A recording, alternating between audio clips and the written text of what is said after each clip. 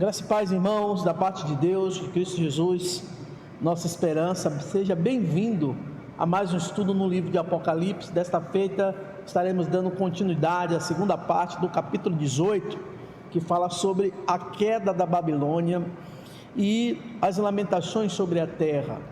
Nós falamos nesse capítulo, na semana passada, explicando aos irmãos o que representa esse capítulo 18. Nós já nos aproximamos do final, né? Graças a Deus, são 22 capítulos, nós estamos no 18 e resolvemos dividir o 18 porque daqui em diante os textos são os maiores. Inclusive não vou ler o texto bíblico todo, vou ler uma parte, hoje vou ler de 1 a 10, como li a semana passada, e a gente vai trabalhar esses textos de forma que os irmãos compreendam, entendam e cheguem ao entendimento. Agora é importante que você estude, não é? É importante que você busque conhecimento, é importante que você faça a sua leitura devocional nesse livro de Apocalipse, ok? Antes de ler o texto e orarmos, eu gostaria que você que está conosco, que ainda não é inscrito no nosso canal, você pode se inscrever no nosso canal, e uma vez inscrito, você pode aqui ativar o sino que está aqui embaixo, e você pode receber as nossas notificações. Então toda a programação da Igreja Batista Jerusalém, todos os conteúdos serão notificados a você, será informado a você. Você também pode fazer comentários nesse texto, né? Desse texto, desse capítulo, enfim, ou desse vídeo, e você pode compartilhar para o número possível maiores de pessoas. É importante isso para nós. Se você gostou também do nosso vídeo, você pode dar o seu like, o seu joinha aqui, dizendo que gostou. Eu agradeço muito a sua participação. Eu sou Jorge Mariano, sou pastor, estou desde algum tempo fazendo esse estudo às sexta-feira com os irmãos a partir das 20 horas, ok? Vamos orar nesse momento e depois vamos ler o texto da palavra de Deus. Melhor, vamos ler o texto da palavra de Deus e depois nós vamos orar. Abra sua Bíblia no capítulo 18 de Apocalipse, por favor. Nós vamos ler de 1 a 10. Diz assim: e depois dessas coisas vi descer do céu outro anjo que tinha grande poder, e a terra foi iluminada com a sua glória. E clamou fortemente com grande voz, dizendo: caiu, caiu a grande Babilônia, e se tornou morada de demônios, e abrigo de todo espírito imundo, e refúgio de toda ave imunda e abominável. Porque todas as nações beberam do vinho da ira da sua prostituição. Os reis da terra se prostituíram com ela, e os mercadores da terra se enriqueceram com a abundância de suas delícias. E ouvi outra voz do céu que dizia: sai dela, povo meu, para que não sejais participante dos seus pecados, para que não incorrais nas suas pragas, porque já os seus pecados se acumulam até o céu. Deus se lembrou das iniquidades dela. Torna-lhe dar como ela vos tem dado, e retribuir em dobro, conforme as suas obras, e no cálice que vos deu de beber, dai-vos a ela em dobro. Quando ela se glorificou e em delícias esteve, foi-lhe outro tanto de tormento e pranto, porque diz em seu coração: estou assentada como rainha, não sou viúva e não verei o pranto. Portanto, no dia virão as suas pragas, a morte, o pranto e a fome, será queimada no fogo, porque é forte o Senhor Deus que a julga. E os reis da terra que se prostituíram com ela e viveram em delícias e choraram sobre ela, prantearam quando viram a fumaça do seu incêndio. Estarão de longe pelo temor do seu tormento, dizendo: ai, ai daquela grande Babilônia, aquela forte cidade, pois numa hora veio o seu juízo. Que Deus aplique esta palavra lida na nossa mente e no nosso coração. Vamos orar nesse momento, tá bom? Pai Santo e Deus Eterno, nós queremos te glorificar, nós queremos te exaltar, bendizer o teu nome, que é Deus presente na hora da angústia. É o Senhor que nos guarda, é o Senhor que nos livra do mal, é o Senhor que nos dá a saber do seu entendimento, do seu conhecimento, dos seus mistérios. Por isso te glorificamos, Senhor, porque o Senhor tem nos ajudado apesar dos nossos pecados, das nossas fraquezas. Ó Deus, tem misericórdia de cada um de nós, age sobre as nossas vidas conforme o teu querer e a tua vontade. Agora, Pai, te pedimos iluminação dos altos céus para este livro tão importante, tão interessante e tão profundo, que revela o passado, o presente e o futuro, que nos dá a entender e conhecer dos teus mistérios e da tua obra salvífica aqui na terra. Nos ilumina, Deus, na transmissão da tua palavra. Ilumina o teu povo também, para que eles possam juntos entender mais do Senhor. Obrigado, Senhor, em nome de Jesus. Amém. Queridos irmãos, nós vamos para esta segunda parte, principalmente no capítulo 6, que diz: quanto a si mesma, glorificou-se e viveu em luxúria, dando-lhe igual medida, tormento, pranto, pois diz consigo mesma: estou sentada como rainha, viúva não sou, portanto nunca hei de ver, por isso em só dia sobrevirão os seus flagelos, morte, pranto e fome, será consumida no fogo, porque poderoso é o Senhor Deus que a julgou. Apocalipse 18, de 6 a 8. Lá no capítulo 17, versículo 13, diz que ela estava assentada, a besta estava assentada como rainha, e agora ela está sendo julgada pela sentença trazida por Deus. E detalhe, pagando em dobro a sua prostituição, o que ela fez com os reis da terra. Ela se orgulha de não ser viúva, de não ser abandonada, mas de ser rainha soberana. Seu desejo é sempre reinar, reinar e reinar sobre todas as consciências humanas, todos os seres humanos. Ela é orgulhosa, ela pensa que está assentada não somente em um lugar elevado, mas também seguro. Tem grande capacidade de comando sobre muita gente.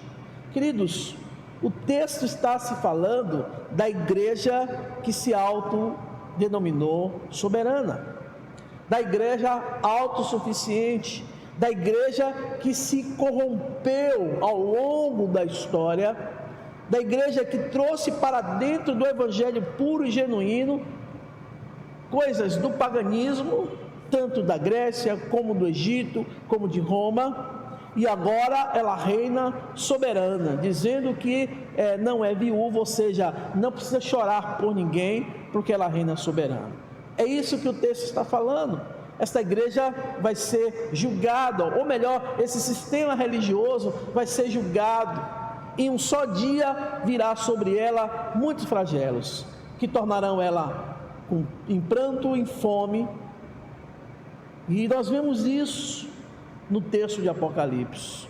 O lamento dos poderosos, lá no versículo 9 a 10, diz: ora, chorarão e se lamentarão sobre ela os reis da terra, que com ela se prostituíram, e viverem em luxúria, quando virem a fumaceira do seu incêndio, e observando-a de longe, pelo medo do seu tormento, diz: ai, ai, tu grande cidade, Babilônia, tu poderosa cidade, pois em uma só hora chegou o seu juízo.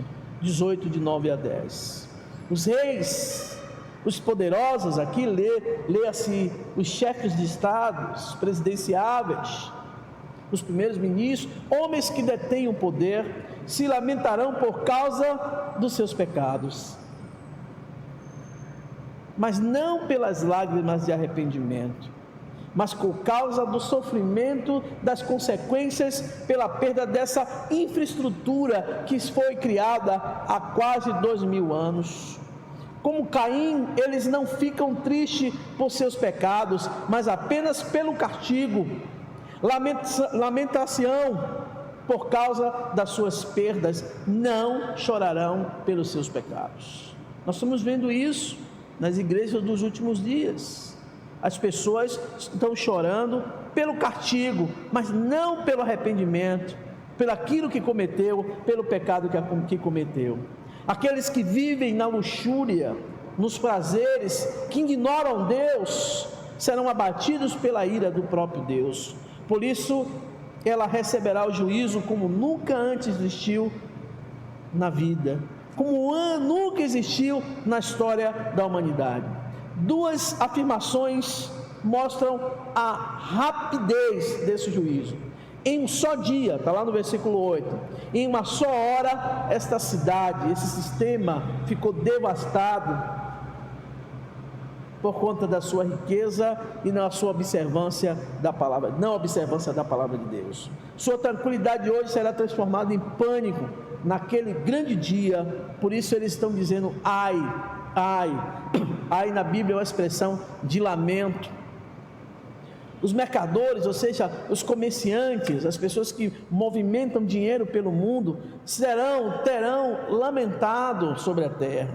Sobre ela chorarão, sobre esta igreja que se corrompeu, sobre esse sistema religioso que se corrompeu. O texto diz que eles vão plantear como mercadores da terra, porque ninguém compra a sua mercadoria. A mercadoria que está falando aqui é ouro, prata, pedras preciosas, pérolas, linho finíssimo de púrpura, de seda, de escarlata, toda a espécie de madeira odorífera, todo gênero, objeto de marfim, toda a qualidade de móvel, de madeira preciosíssima, de bronze, de ferro e de mármore. Está lá 11:12. O que é que isso significa? Dessa maneira como foi realizado lá na antiga Babilônia, o comércio era muito forte, de excelência, lucros altíssimos, escravizando o povo para obter lucros. Na Babilônia dos caldeus, assim também será na Babilônia espiritual, a Babilônia mística, que tem negociado muitas vendas. Essas listas de produto mostram a extrema riqueza da grande meretriz. Será um sistema de religioso poderoso, ou melhor, é um sistema religioso poderoso. Consumia todo tipo de mercadoria de luxo, até de escravos. A opulência de Roma no passado levou a cidade ao exagero, ao consumismo exagerado, desenfreado. As nações lucraram com isso. O profeta Ezequiel faz uma lista semelhante quando ele vai falar de Tiro, lá em Ezequiel 26, 27 e 28. Se você ler esses 3 capítulos, Ezequiel vai fazer essa lista. Claro que a lista está se referindo à grande cidade de Tiro, que se enriquecia com o materialismo. Esses versículos de Ezequiel reforçam a interpretação da grande meretriz com o símbolo de Roma comercial e Roma materialista. O material nobre transformados em imagens de esculturas, cordões, medalhões, relíquias. Esse é o comércio da meretriz. E vou mais além, as pessoas também têm idolatrado pessoas, líderes religiosos, pastores são idolatrados, porque a gente fala da grande Babilônia e esquece que ela tem as filhas, as igrejas tidas evangélicas que se corromperam ao longo do tempo. Os mercadores dessas coisas, que por meio dela se enriquecerão, conservar-se-ão de longe, pelo medo do seu tormento, chorando e planteando. Está lá no versículo 15 do capítulo 18, a Bíblia afirma que os mercadores irão se lamentar pela perda desta grande Babilônia. Essas coisas que o texto fala são da igreja que negocia, inclusive as almas dos homens, que faz comércio com os mortos. São igrejas que trazem elementos do paganismo, tanto de Roma como da Babilônia e da Grécia, para dentro da igreja. São as indulgências que enriquecem e vêm enriquecendo a muitas pessoas. A cidade aqui, simbolicamente chamada Babilônia, também será o centro comercial e econômico do mundo durante o reinado de Anticristo. Com rompimento entre Babilônia política, representada pela besta, e os reis da confederação, os reis confederados, a destruição desse sistema religioso pelo poder da primeira besta, lá do Apocalipse 13, que lemos, que meterá fogo sobre a sede deste governo, versículos 17 a 19. Haverá grande alegria no céu quando Deus julgar a Babilônia. O texto diz: exultai sobre ela, ó céus, e vós santos apóstolos e profetas, porque Deus contra ela julgou a vossa causa. Versículo 20. Enquanto que na terra haverá lamentação, choro, pranto, no céu haverá alegria, gozo e júbilo. Os moradores do céu, e em especial o texto diz, apóstolos e profetas, têm todos os motivos para se alegrar em alto júbilo, pois Deus executa e irá executar o seu juízo contra a Babilônia, isto é, em favor dos santos eleitos.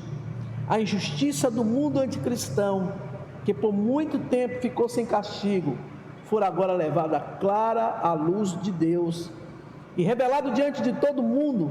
Por isso o céu magnifica e tributa louvores ao Criador. Babilônia, a Roma, será exterminada. O texto diz no versículo 21, então o anjo forte levou uma pedra como grande pedra de moinho e arrojou-a para dentro do mar, dizendo, assim com ímpeto será arrojada a Babilônia, a grande cidade, nunca jamais será achada. Versículo 21 do capítulo 18. O anjo forte, com seu ato de arrojar a grande pedra, mostrou que a Babilônia, o sistema religioso, haverá de cair violentamente em súbita destruição. É a pedra de moinho que a Bíblia fala lá em Marcos 9, 42, que em grego é Milos ou Nikos, que aqui deve ser aquela pedra a pedra que girava, pelo animal, era trazida pelo animal para esmagar, para triturar o trigo, que é um dos produtos, dos grãos mais duros do planeta. Então esta pedra simboliza isso, ou seja, vai afundar uma enorme pedra no mar.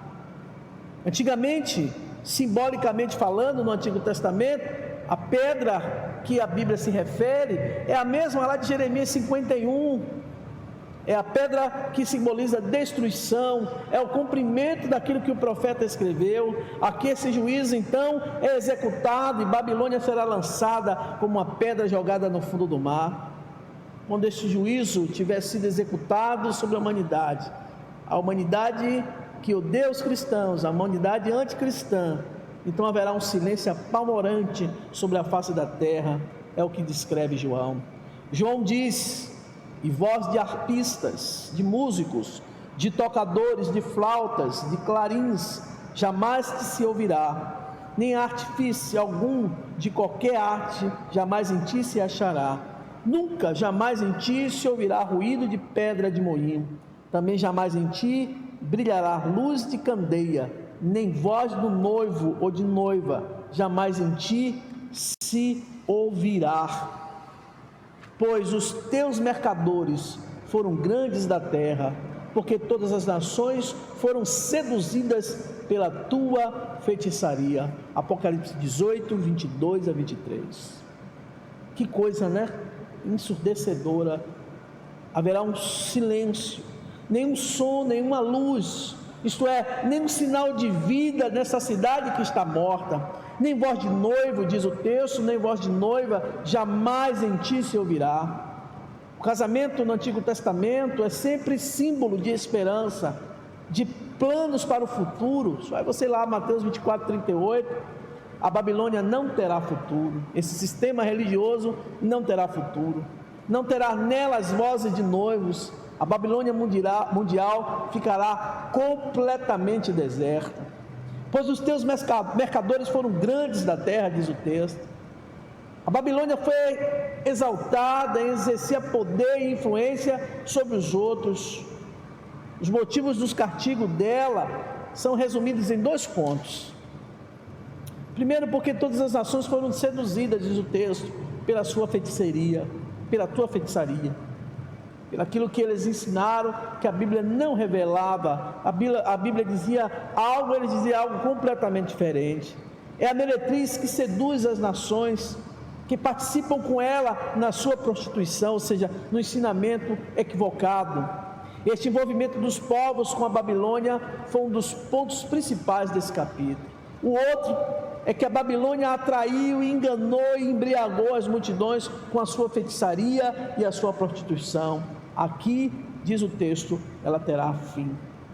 Com todos os acontecimentos mundiais, amados, que estão evidenciados e revelados na palavra de Deus, Os homens não aceitam a verdade como verdade de Deus. Se o fato de que a terra será aniquilada fosse base com que as pessoas edificassem suas vidas, muitas vidas seriam bem diferentes, muitas coisas seriam bem diferentes. Mas até o dia de hoje, o texto nos afirma, e a impressão que me dá é que a mente, a consciência dos homens foram reprimidas aqui na terra. Paulo diz que nos últimos dias os homens teriam a mente cauterizadas. Elas preferem seguir e aceitar os enganos da meretriz do que crer nas verdades das Escrituras Sagradas. Embora Deus tenha revelado a doutrina das últimas coisas na sua palavra, o homem continua ignorante. Sabe por quê? O homem continua ignorante porque é uma escolha do homem de crer no engano, no óbvio, do que crer na verdade de Deus. Agora tem um detalhe, versículo 24 diz: nela se achou sangue de profetas, de santos e de todos que foram mortos sobre a terra. A justiça de Deus não vai falhar, não falhará. Notamos mais uma vez aqui o motivo maior do castigo da Roma, da Babilônia, da igreja que se corrompeu. Ela perseguiu os santos, embriagou-se com o sangue deles. Leia capítulo 17, versículo 6, que a gente já estudou. Deus castiga a Babilônia como ato de justiça, trazendo merecida vingança pela perseguição do povo do Senhor. É a súplica lá do quinto selo que está sendo respondida aqui no capítulo 18.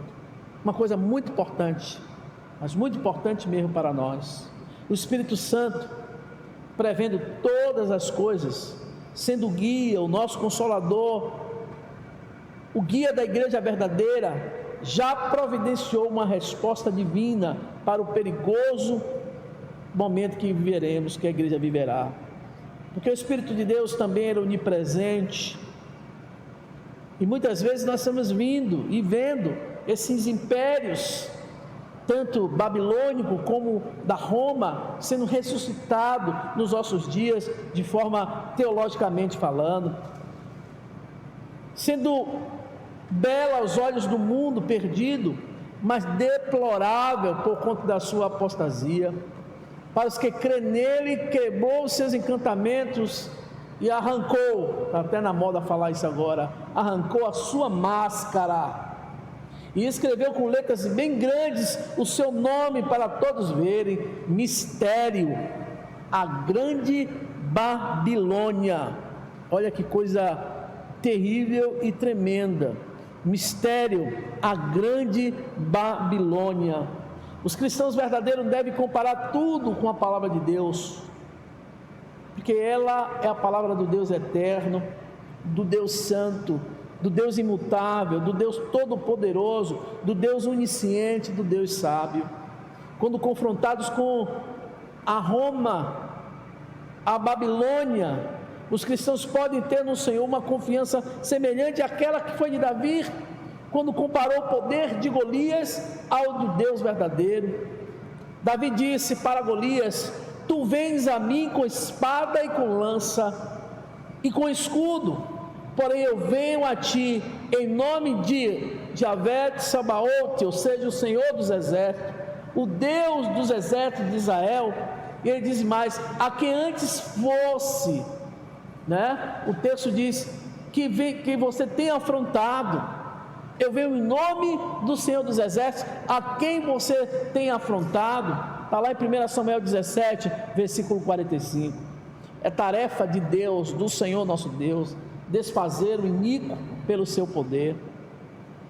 Judas 1, versículo 23 diz: então será revelado o iníquo, a quem o Senhor desfará pelo sopro da sua boca, e aniquilará pelo esplendor da sua vinda. Até isso acontecer, irmão, multidões serão salvas dela, que serão arrebatadas com temor, e ele diz: arrebatadas do fogo da morte eterna.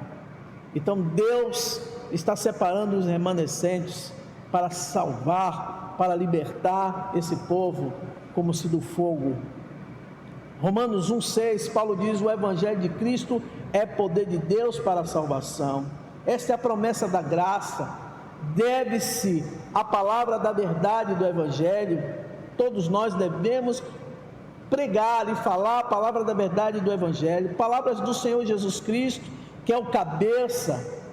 A igreja é exaltada e o Espírito Santo também como soberanos, porque é eles que nos dá conforto e nos garante vitória nesse momento de tanta dor e de tanta tribulação. Está aqui, irmãos, uma radiografia final do que nos espera, da igreja que se corrompeu e que viverá isso, porque a igreja do Senhor, ela continua viva. Mas a igreja que não é mais do Senhor, ela continua se desviando.